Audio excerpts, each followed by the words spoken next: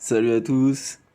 Voilà, ça fait un moment que l'Empire est un peu dépassé par tout un tas de teams, que ce soit l'avenue de Padmé, des Géos. Ils étaient devenus beaucoup moins utiles, mais comme on le sait tous, à un moment ou à un autre, l'Empire contre-attaque, les gars. Et là, avec ce petit magicien de Piet, c'est absolument terrible. Cette team a l'air devenue ouf de chez ouf. Alors, comment ça marche en gros? Le lead, ça va rester Palpatine. On va pas parler de gel dans cette vidéo. Donc le lead c'est Palpatine. Bon là il est relique 7 parce que pour le farm de SLKR. Perso je l'ai modé full pouvoir. Il n'y en a pas tant que ça, il aurait pu en avoir plus, mais bon on fait avec ce qu'on a. Donc il a 99% pouvoir. Ce qui est assez important pour contre Padmé surtout. Ensuite, ce bon vieux Vador des familles, qui depuis son rework a son massacre implacable, qui est absolument génial. Lui, il va être modé pour de la vitesse. Faut qu'il joue vite, vite, vite. En plus, on sait que Vador, il gagne plus 8 pour chaque allié de l'Empire ou chaque site. Donc ça le fait vraiment devenir très rapide. Il est modé vitesse et un petit peu de pouvoir pour pouvoir appliquer ses debuffs au maximum. Et donc, le magicien, l'amiral Piet. 3 étoiles, Gear 8, on est parfait.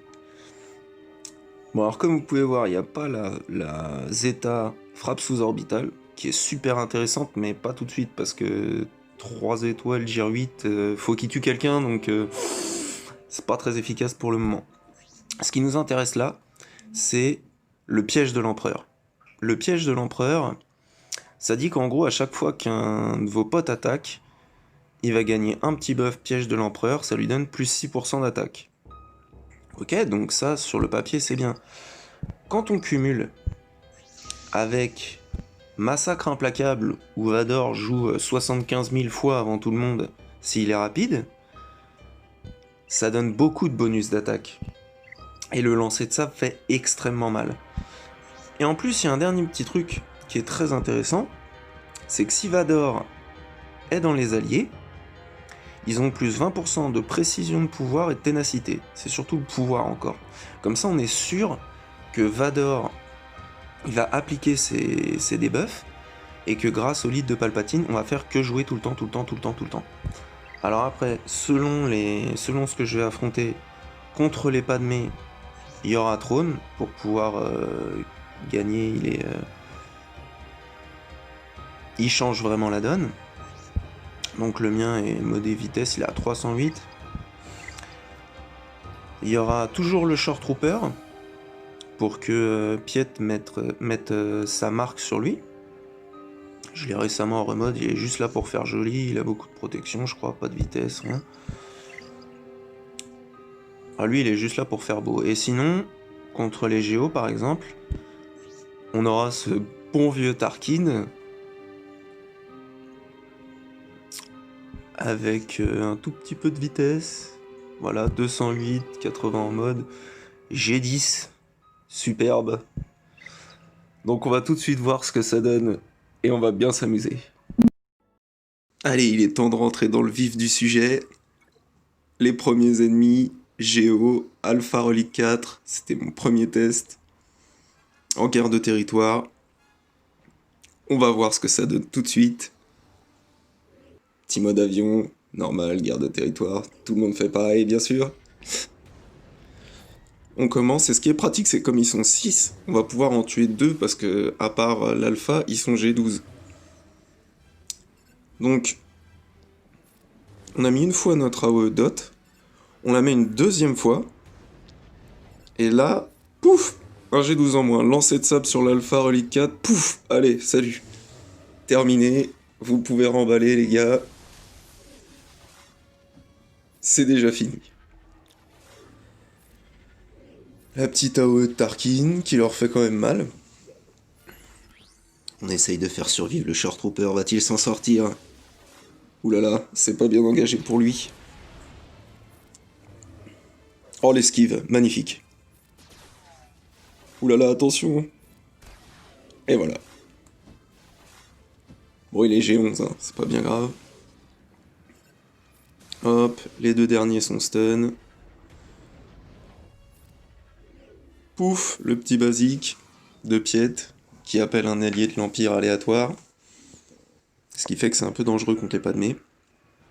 Et qui appelle celui qui a l'échec inévitable, c'est celui qu'on marque avec le petit pouvoir du milieu.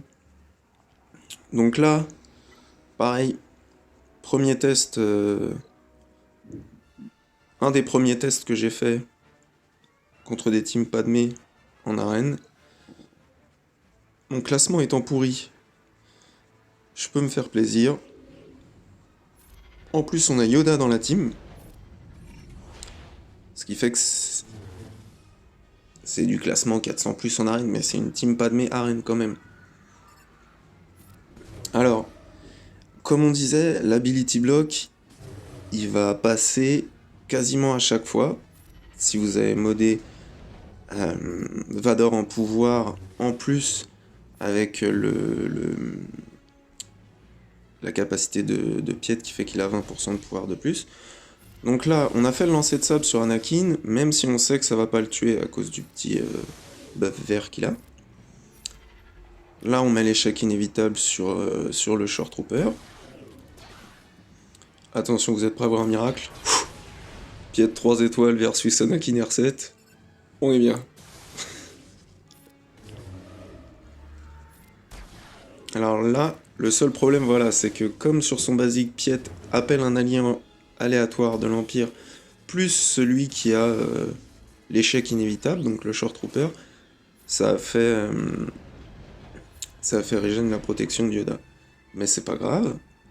Petit lancer de sabre sur la demoiselle. On n'en parle plus. Ils sont plus que deux, là, bon, autant dire qu'ils ont aucune chance. GK et stun en plus. Là, en plus, Piette peut appeler ses potes parce que comme il n'y a plus de lead, il n'y a plus de régène de protec. Magnifique.